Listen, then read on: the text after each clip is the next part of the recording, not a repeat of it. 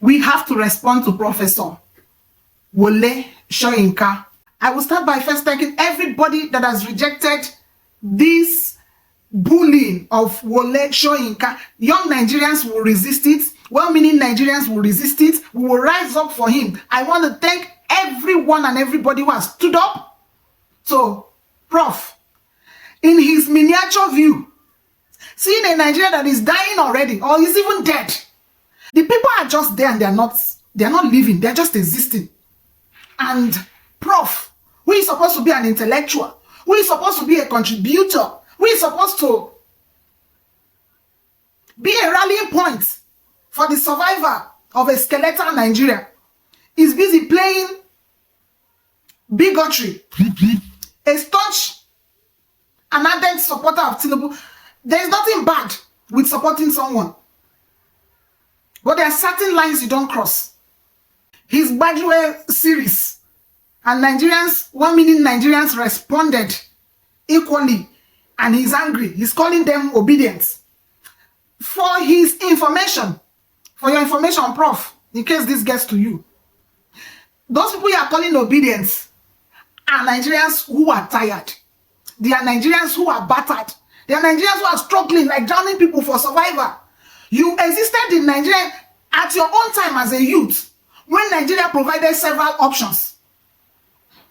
When Nigeria had more options and fewer persons, such that with little opportunity, with the least of opportunity, time and chance, I would say, you were able to rise to affluence. You shone like you did much. But these people that you are referring to, whatever you want to call them, are not having the same opportunity you had. That an average young Nigerian is struggling to put food, which is one of the basic things of life, in his mouth. There are many countries that are not as populous as Nigeria. You hardly can see their young populace, their young people begging.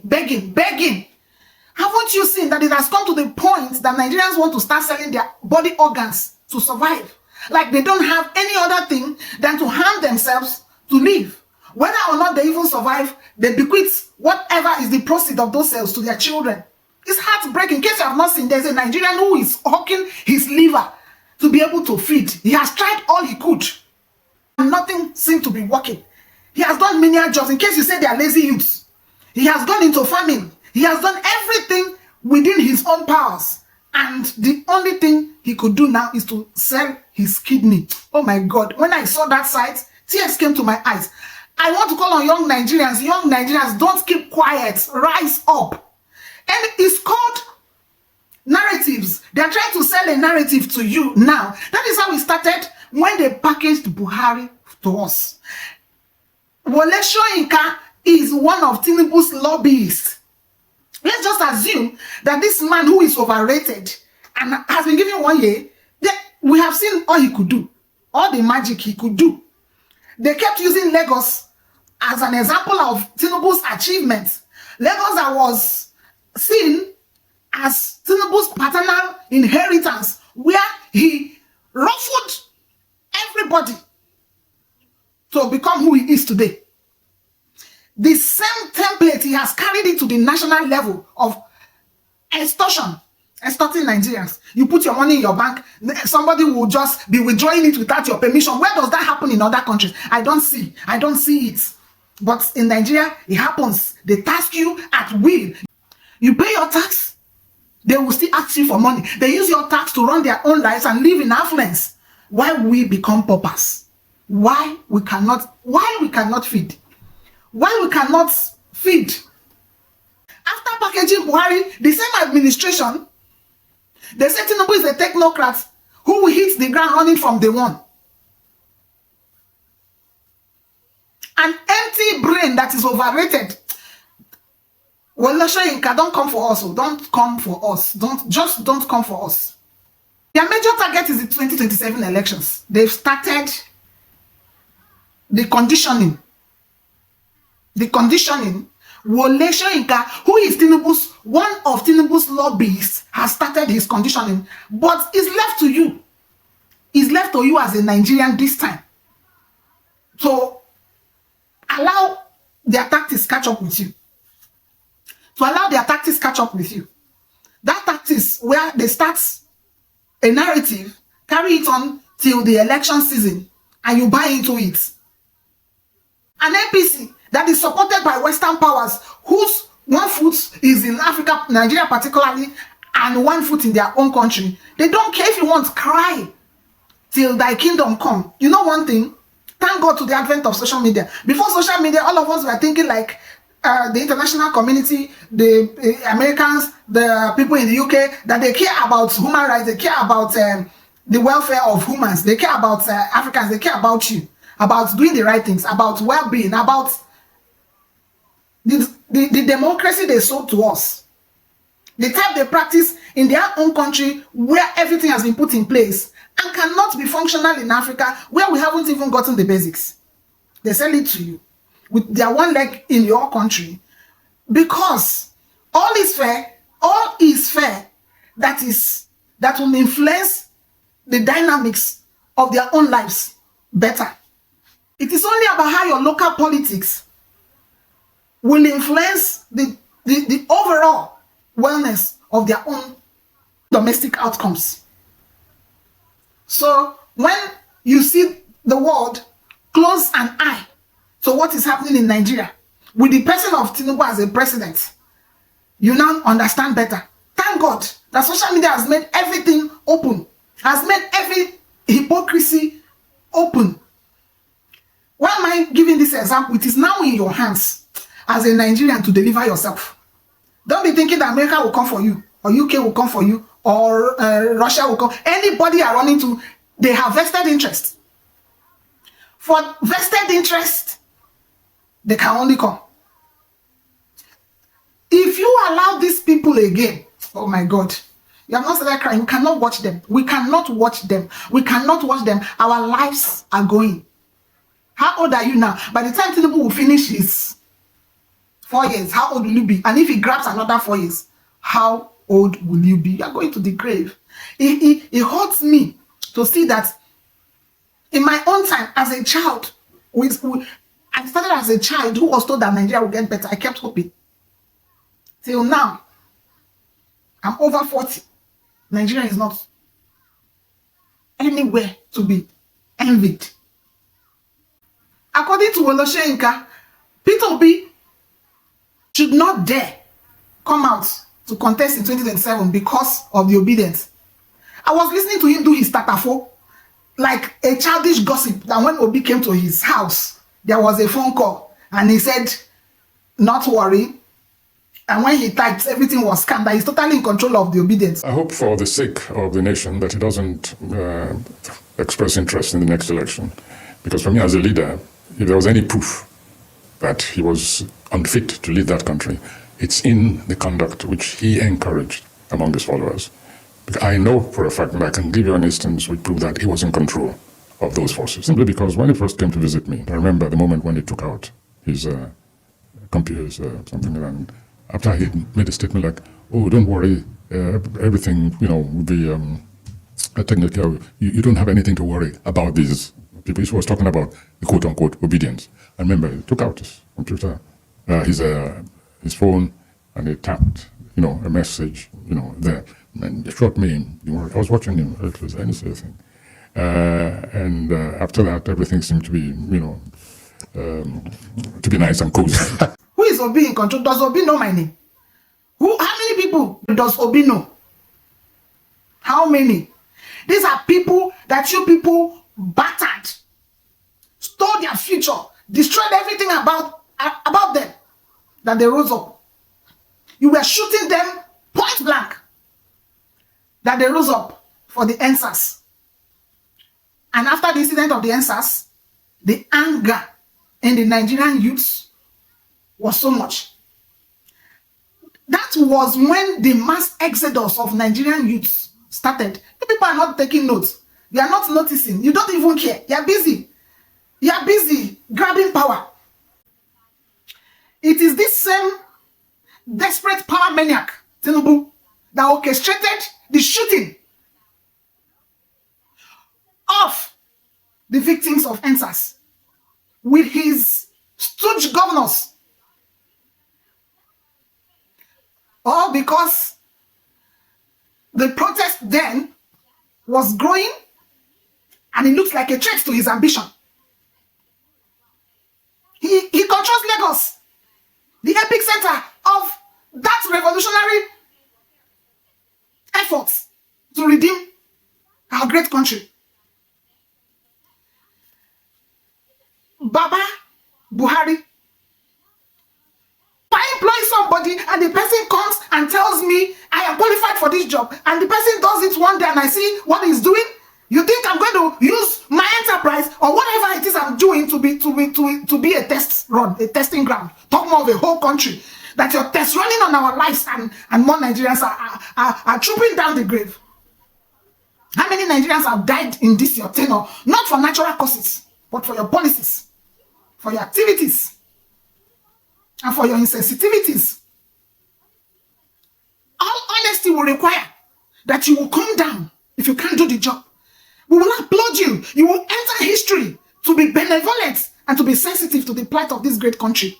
A country that should be the next destination for the whole world. If Nigeria is fixed, it's the next destination for every country of the world. Why would Nigerians be going elsewhere? When things are going bad, we call all and sundry, everybody that can put a hand to save it to come. We are calling all young Nigerians to come. Anything you want, call it insurrection, whatever, incitement, whatever. It's your business. Our intention, our mission, our goal is to restore the dignity of Nigerians, to be one of the greatest countries, and to maximize our resources to the benefit of our countrymen. You don't care, and you did not notice that it was after the way you handled your young children during the answers that they all were running away. They were running away. But they are not running away to die there. They are not running away on a permanent exile. They are running to survive, to come and fight you people. Because all of you will be forced out of power in Nigeria. Because you have destroyed us, keep destroying us, and we don't want you to destroy the next generation. We are the ones fighting now. We are the ones trying to restore the dignity of Nigeria and whatever is left of this country. Without mass exodus, they are just running to safety to watch you people. To watch you people, and you have started. You have started. Peter Obi, brace up. So these people that exodus from Nigeria and are still moving out of Nigeria after the answers are the youthful populace of Nigerians who are tired because you frustrate everything about us. It is you people, your well-being, running Nigeria like your personal businesses, and nothing more. So people are just running to safety. No, they retreated, and you people think it is over. Soyinka, don't bring it too soon. Do not bring it too soon. After all, we are following your footsteps. In your time, you went to fight with a gun. We have not gone with a gun, no. In your own time, you started some calls saying they were to fight political elites. We have not told that part. We're only making demands. We're only talking on social media. We are only talking.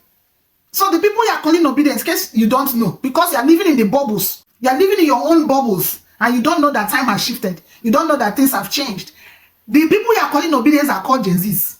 Maybe I need to tell you the reports of this station about who the Gen Zs are. I need to remind you who the Gen Zs are, who these people you refer to obedience are, what their characters are like. So that you equip yourself more for more disappointments, for what will be coming, because you ain't seen anything yet. Nigerians are still having the culture of respect. By the time they get to see the freedoms in the countries where they have all run to, they will come back and show you Pepe. The three most annoying words in the English language. Kids these days. Either you've said this phrase before, or it has been thrown your way. But in all likelihood, both cases are true. Because this is only natural. People complain about those younger than them. It is a cycle of life. Researchers call it the kids these days effect. Creative, I know. Now, this effect is in full swing because Gen Z, or those born between 1997 and 2012, has entered the workforce. People say the young ask for too much but work too little. They don't respect hierarchies. They don't want to pay their dues, and they always have one foot out the door. Plus, they despise skinny jeans, which, let's face it, is half the millennial wardrobe. And this is not too far off. More members of Gen Z are entering the C-suite. Don't worry, the average age of the CEO is still 54, but the number of young CEOs is on the rise. And what's on their agenda? Few meetings, fewer email chains, and lots of emojis. This generation, you see, grew up with technology, so they're using it to make life simpler. Instead of holding meetings, they're sending voice notes. Instead of using words, they're using emojis and GIFs. Plus, Gen Z workers love flexibility. Some hate cabins or desks. Some don't want to show up to work. Some despise fixed working hours. A quarter of Gen Z say their productivity peaks at night. That's when they want to work. But less than 15% of the older generations log on after 6 p.m. So that's quite the conundrum. But Gen Z want workplaces to be more casual. The young are more open to talking about mental health. They want to discuss political opinions, and they despise formal email sign-offs. So they're saying goodbye to professional language. 41% workers say yours truly is dying, and 36% claim yours sincerely has been given a death sentence. And lukewarm regards are taking their place, quite literally. It is no wonder that 3 in 4 managers find it difficult to work with Gen Z. Many complain of walking on eggshells, like they can't speak their mind, because one argument and their young employee is out the door. At least that's the impression. Because Gen Z is thinking differently about loyalty. For young workers, job hopping has lost its stigma. In fact, they're willing to change careers thrice. That's blasphemous to boomers. And it can hurt careers. Sure, work life is slowly changing, but some perceptions still persist. Repeatedly switching jobs is a red flag for traditional employers. So is informality. Many young workers want to be themselves. So they communicate casually or express political views non-stop, but this may not sit well with all companies. Workers still have professional responsibilities, there are certain expectations, and studies show that poor communication can stall career progress. Yes, some things are worth fighting for, but if every battle seems worthwhile, then you ought to rethink. I guess the smart approach is to be pragmatic, and this applies to older workers as well. Working with Gen Z poses its challenges, as it should. But they are the future of work. By next year, Gen Z will form a quarter of the global workforce. They will shape hiring. They will shape workplace trends. They will influence technology, public policy, clothes, food, all of it. In short, they will change how companies function. So ignoring the divide between the young and the old is not an option. It is time we rethink our perceptions and find a middle ground by balancing formality with approachability and tasks with relationships. It is not about changing who you are. It is about adapting.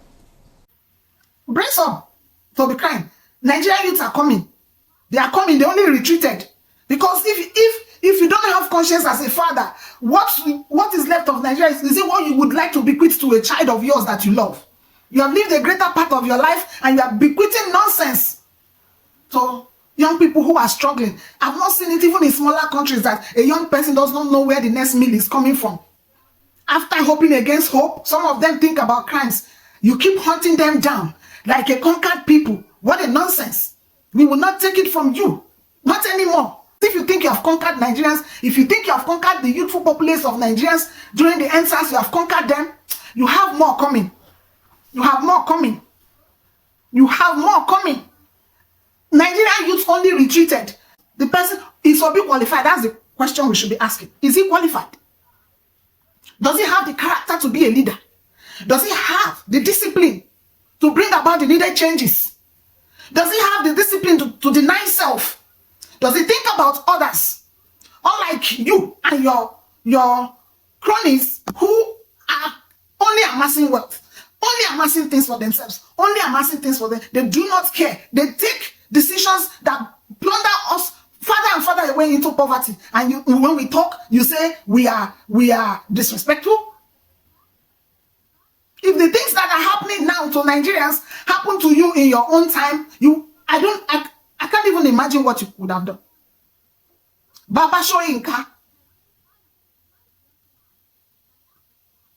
Enough of this. So Tinubu's error should continue because obedience are talking. Tinubu's trial and error government. He tried this one today. He will change it the next day. Just groping in the dark. Try this one today, change it tomorrow. Just groping in the dark. Somebody they say knows what to do from day one. He's just tried this one. They've given it a baptismal name that he has a listening ear. He's sensitive, or that he's listening to the complaints of Nigerians. What do they call it?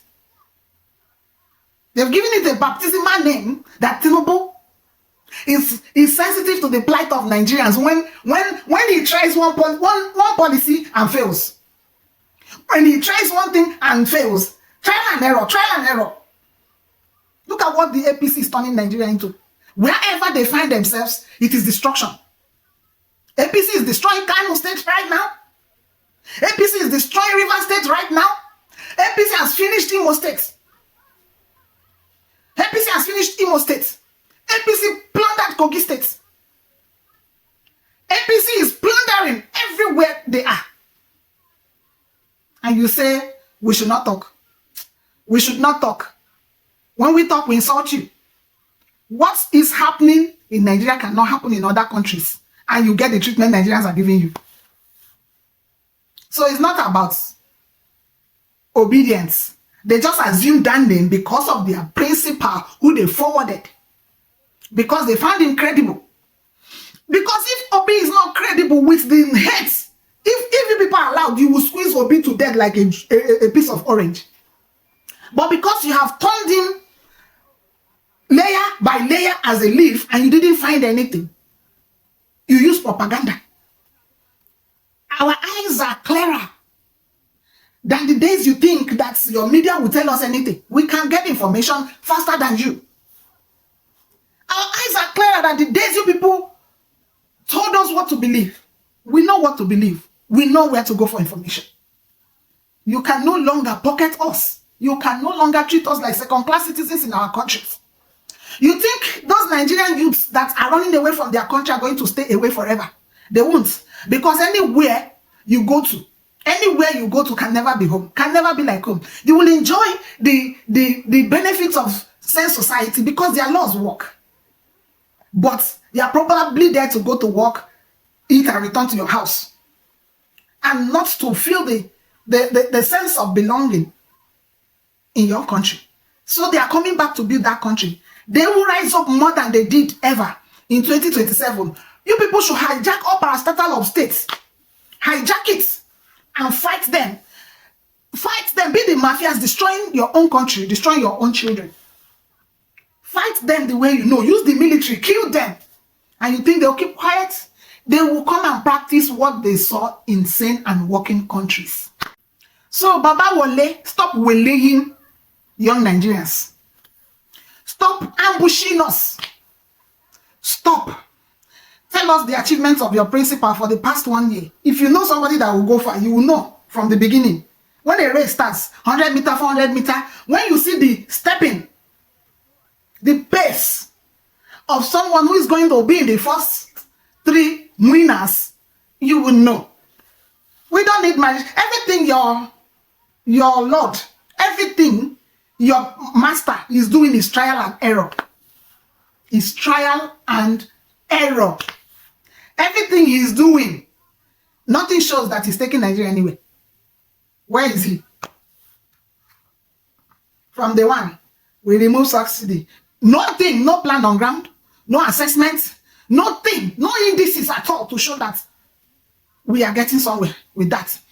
If I thought they even remove, where is the money recovered from subsidy? It will still go into their pockets. They will come up with lofty projects with which they will steal money. And they will never do it. They came up with student loan. They took it back for review. Nothing came out of it. They come out with blue rail line for land grabbing, for witch hunt, for bigotry. And when they finish, they will tell you there is no more plan for it. There is no environmental impact assessment papers for it. It won't be in the public. They will come up with a presidential intervention in River State going against your constitution. They keep doing things. We can list them. That's not even for this thing I'm saying now. Because we will still look at the achievements of your principal. We'll look at his achievements. So, Baba Soyinka, we respect you, we regard you. But we feel that you have nothing to contribute in this era. In this state we find ourselves, You don't have anything to contribute. You have nothing. We have seen all your contributions. Is the favors of Tinubu to you in your downtimes? It is your Bajue antagonism. It is your don't come out because there are a group of people who are supporting you, who are aggressive. And they are called young Nigerians. We're not going to go away in a jiffy. We are here and we will be fighting until there is a country for us, because we don't have one now. A country where all of us will have an identity as Nigerians. Where you will not witch hunt us because of where we come from, because of who we are married to, because of our achievements, or because of how much we do not agree with your psychophancy. I appreciate the response of Baba Ahmed Dati to this whole situation. That man made me shed tears when he was talking about the people of Nigeria. It's left to you Nigerians to rise up. Listen to Ahmed. Now, so long as you are ready to accept anything, everything will happen to you. Nigerians are ready to accept anything, and that is why everything is happening to us Nigerians. Do we have the right to continue complaining? I put that question out there. The comfort, let me finish. The comfort that Nigerians are enjoying by not defending their constitution, by not coming out. And by the way, okay, Nigerian constitution provides and allows for Nigerians to defend their own constitution. When I say that the constitution itself belongs to the people and that it is not over, I repeat, it is not over. Nigerian constitution itself is that belongs to the Nigerian people as a people, when they are guided in the course of the nation and in the course of democracy, can do. And because it is the Nigerian people who the constitution says, we, the Nigerian people, have decided to bring this constitution into being. I'm going to come in there, because we've got, you will not be surprised to know, because we've been talking for a while. We've got about 2 minutes on this conversation. Unbelievable. We've been talking for almost 45 minutes now. What's your message to the Nigerian people then, as they approach the 1 year mark and beyond under the leadership of President Tinubu? Once again, please try and bear with me. Tinubu and his presidency are irrelevant to me. The Nigerian people and how they take everything sitting down is the problem now. So the fact that is my message. Right. Because we think we have a democracy. This is a questionably constitutional democracy where anything and everything can happen. I repeat, for a people that are ready to accept anything, then everything, failed economy, deadly insecurity, aggravated corruption will happen to those people. So basically, as you sow, so shall you reap, and that's what is happening. Not here. so. As you allow, Nigerians, what we allow, so shall we live. Those countries that fought, you see, slavery ended, partly struggle, partly allowed, but there was a struggle. Colonialism ended, partly struggle, partly allowed, but there was struggle. Military governments ended, partly very, very small struggle. But then it was allowed. We woke up one morning and late General Abacha of blessed memory was dead. Nobody fought for democracy. General Abdul Salam, being the gentleman that he was, being the kind of heart that he had, in 10 months established this. For people to come, he didn't extend by 1 day. For people to come and be committing all sorts of crimes, bending, destroying the constitution that he left to stay in power, to rig elections, to destroy Nigeria. Now, I think why I keep telling you that Tinubu and his people are completely irrelevant to me now. We Nigerians, it is our headache. And on that note, I want to thank you. The Nigerians, they subdued.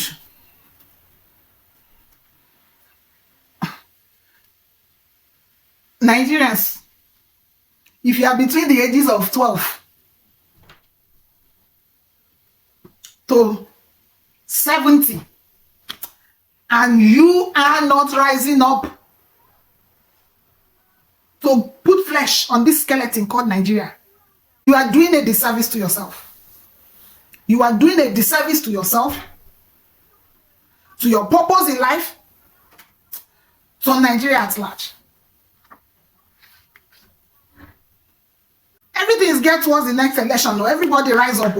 Start mobilizing now. Start mobilizing. Start getting everybody that should vote to vote. Start mobilizing. We must push that technology will work so that we'll remove these clowns that call themselves leaders. These greedy stooges that will not allow Africa rise up and gain itself. Who wants to travel to other countries? Who wants to be strangers in people's lands? Who wants to be a visitor in a place where people are indigenous and stay there forever?